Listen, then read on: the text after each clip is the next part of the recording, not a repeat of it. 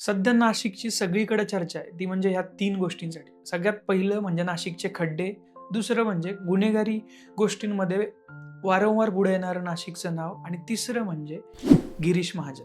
तुम्ही म्हणशाल गिरीश महाजन आणि नाशिकचा काय संबंध? गिरीश महाजनांचा जो मतदारसंघ आहे तो म्हणजे जामनेर. जामनेर येतं जळगाव जिल्ह्यामध्ये.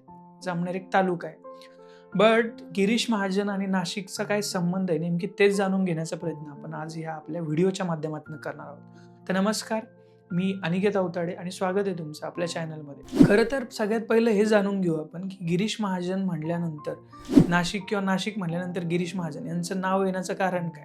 तर गिरीश महाजन यांची सुरुवातीची जी राजकीय पार्श्वभूमी होती ती थोडक्यात आपण जाणून घेऊ. गिरीश महाजन यांनी 1992 मध्ये पहिल्यांदा ग्रामपंचायतीची निवडणूक लढवली आणि ते सरपंच म्हणून निवडून आले. आणि त्यानंतर 1995 साली त्यांनी पहिल्यांदा जामनेरमधनं विधानसभा निवडणूक लढवली आणि ते निवडून आले.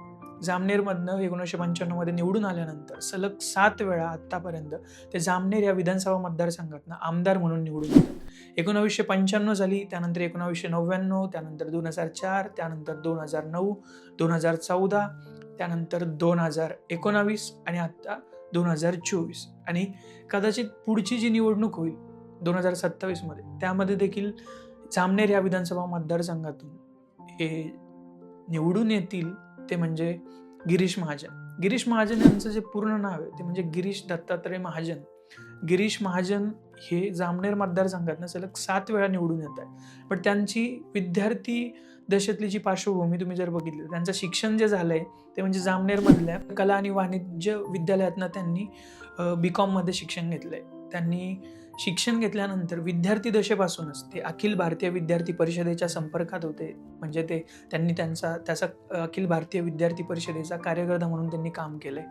त्यानंतर त्यांनी भाजपचे जामनेरचे युवा मोर्चाचे ते अध्यक्ष राहिले आणि बाकी बरेच त्यांनी जी पदं आहे युवा मोर्चा रिलेटेड म्हणा किंवा भाजप रिलेटेड म्हणा ती त्यांनी भूषवली. आणि त्यानंतर 2014 मध्ये ज्यावेळेस केंद्रामध्ये भाजपचं सरकार आलं आणि महाराष्ट्रामध्ये देवेंद्र फडणवीस यांना मुख्यमंत्री पदाची जबाबदारी त्यांच्याकडे देण्यात आली, त्यावेळी पहिल्यांदा 2014 मध्ये जामनेर विधानसभा मतदारसंघातून येणाऱ्या गिरीश महाजन यांच्याकडे जलसंपदा या विभागाची किंवा या मंत्रिपदाची जबाबदारी देण्यात आली. आणि त्यानंतर भाजपमधला गिरीश महाजन यांचा होल्ड वाढत गेला आणि फडणवीसांच्या मर्जीतले नेते किंवा फडणवीसांच्या जवळचे नेते म्हणून गिरीश महाजन यांची वारंवार नाव पुढे यायला लागलं. गिरीश महाजन यांनी आत्तापर्यंत लढवलेल्या निवडणुकांमध्ये त्यांना मिळालेलं वारंवार सलग 7 वेळाचं यश म्हणा किंवा गिरीश महाजन यांचं पूर्वीपासून असणारं भाजपचं कनेक्शन आणि एकनिष्ठता या सगळ्या गोष्टींमुळे गिरीश महाजन हे भाजपच्या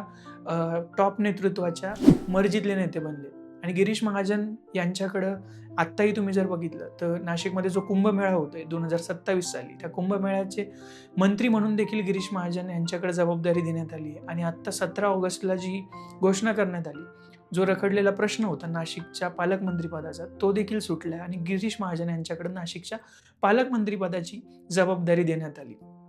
आणि गिरीश महाजन हे वारंवार माध्यमांसमोर येत आहेत. नाशिक कुंभमेळा संबंधित होणारे जे घोटाळे झालेत मागं त्या गोष्टींबद्दल बोलताना म्हणा किंवा नाशिकमध्ये जी लोकांची कुंभमेळ्याच्या पार्श्वभूमीवर जे ड्रेनेजच्या लाईन आहेत किंवा जे गॅस पाईपलाईन आहे किंवा पाण्याची जी लाईन टाकतात, ह्या सगळ्या गोष्टींमुळे जे रस्ते खाणले गेलेत आणि त्याच्यामुळं ऐन पावसाळ्यात लोकांची होणारी हाल आणि ह्या सगळ्यांवर गिरीश महाजन यांचं एकच वक्तव्य वारंवार येत आहे की तुम्ही 2 वर्षात बघशाल की नाशिकचं पूर्ण कायापालट झालेलं असेल. नाशिकचं जे इन्फ्रास्ट्रक्चर आहे ते पूर्णपणे बदललेलं असेल. फक्त मला तुम्ही 8 ते 9 महिने द्या, मी तुम्हाला नाशिकचा कायापालट करून दाखवतो. अनेक लोक गिरीश महाजन यांची सोशल मीडियावर त्यांची खिल्ली उडवत आहेत. अनेकांचा या गोष्टीला विरोध आहे की गिरीश महाजन जर जळगावचे म्हणजे जळगाव जिल्ह्यातील जामनेर हा जर त्यांचा मतदारसंघ आहे तर त्यांचं नाशिकमध्ये काय काम आहे? नाशिकचे जे लोकल नेते म्हणजे देवयानी फरांदे झालं किंवा ढिकले झालं यांच्यासारखे जे आमदार आहेत त्यांच्याकडे ही जबाबदारी का नाही?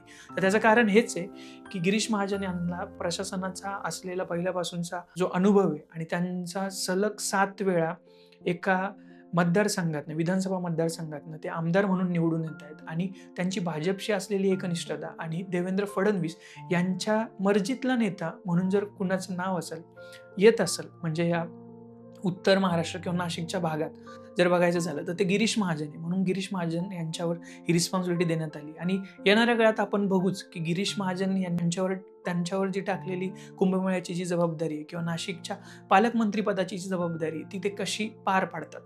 धन्यवाद.